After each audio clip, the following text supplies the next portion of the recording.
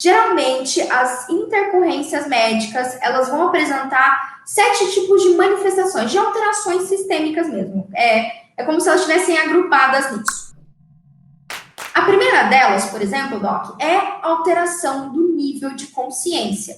Por isso que eu te falei, a alteração do nível de consciência se deve por N motivos. Anota aí para você ter uma ideia. Pode ser para um paciente que é tem hiper ou hipotireoidismo, tá? Ele pode ter uma crise tireotóxica, ele pode ter uma tempestade tireoidiana, enfim. Tipos de intercorrências que podem acontecer, que levam o paciente a ter perda da consciência.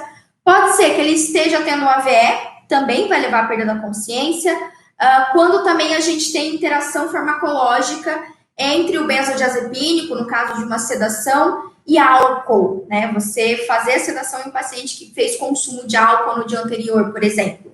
Então, a gente pode ter uma soma de efeitos aí e o paciente começar a ter uma alteração do nível de consciência. Vamos lá, o que é uma alteração do nível de consciência?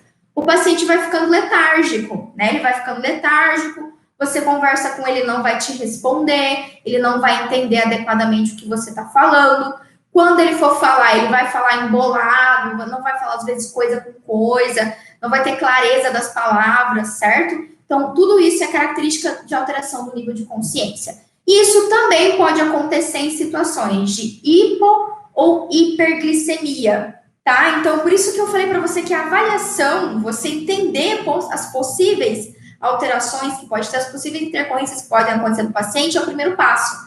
Né? E você, obviamente, monitorar e saber os sinais vitais do seu paciente, exatamente para identificar que tipo de intercorrência médica está acontecendo. Mas alteração do nível de consciência é uma delas, certo? Tudo bem? E aí, nesse grupo, a gente tem a lipotímia, a síncope, como eu citei, tudo isso está no grupo das alterações do nível de consciência. Depois, a gente tem a perda da consciência, né? Quando o paciente, ele sai da fase de letargia e ele desmaia, literalmente, ele perde a consciência. Como que eu sei que ele perdeu a consciência? Pamela, quando eu tô falando com ele, eu tô cutucando ele não me responde, certo? Isso é perda da consciência, um desmaio. E aí pode ser uma síncope, como eu citei, pode ser que o paciente teve uma hipotensão ortostática, ou seja, ele levantou muito rápido na cadeira odontológica, a gente teve uma diminuição de oxigênio no cérebro abrupta e o paciente teve essa hipotensão ortostática, certo? Também ocorre isso em gestante, o paciente no quadro de hipoglicemia também pode ocorrer. Um paciente que tem uma alteração adrenal, certo? Aquele paciente, por exemplo, que ele faz uso crônico de corticosteroides, tá? Ele usa diariamente corticosteroides e, às vezes, o próprio estresse do tratamento odontológico sobrecarrega a adrenal desse paciente, ele não consegue metabolizar ali corticóide endógeno, certo? E a gente tem essa crise adrenal, essa insuficiência adrenal. E, enfim, precisaria de uma outra live para explicar tudo isso, Doc. Mas só para você ter ideia, aqui são as classificações, tá? Então, eu posso ter um paciente com perda do nível de consciência, ficar letárgico, e eu posso ter a perda total da consciência, né? O que a gente também chama de síncope.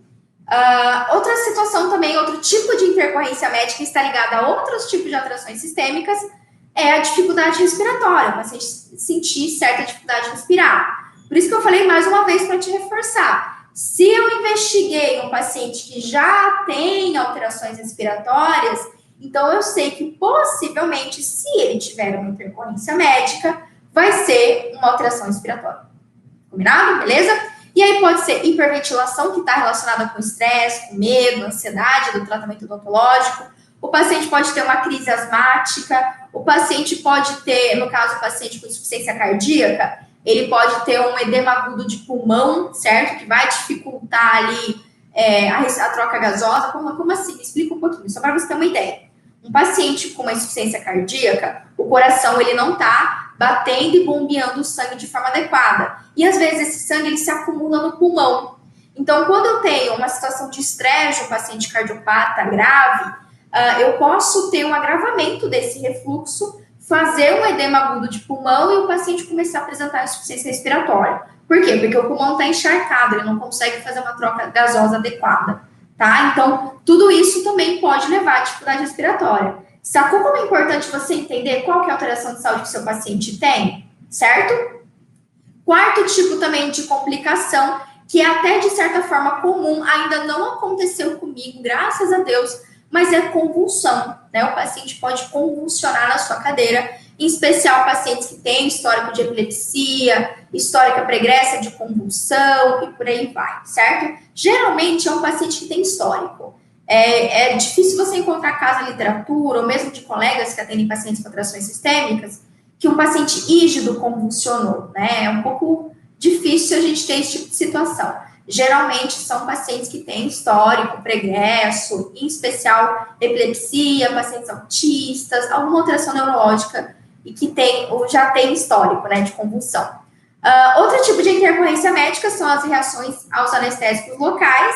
Em geral, a gente tem tanto a sobredosagem de adrenalina, quando a gente injeta adrenalina na corrente sanguínea do paciente, ou uma situação de alergia, ou o próprio medo, né? O paciente tem um medo imenso da anestesia e acaba passando mal. Então, sim, também é uma reação ao fato do paciente fazer anestesia, enfim, ter medo da agulha e por aí vai, tá? Então, a gente também tem. E essa reação aos anestésicos locais, inclusive as alergias, elas podem acontecer por causa dos anestésicos, elas podem acontecer por causa do anestésico tópico, pode acontecer por causa do látex que a gente utiliza, né? De algum tipo de substância que a gente também utiliza no consultório odontológico. Então, as alergias também também estão dentro dessas possíveis intercorrências médicas que podem acontecer. E ali, por último, não menos importante, na verdade, penúltimo, é a dor torácica, ou que também você vai encontrar nos livros angina pectoris, é a mesma coisa, tá? Aperto no peito, dor torácica. Geralmente, quem que vai ser o paciente que vai ter essa dor torácica, Doc?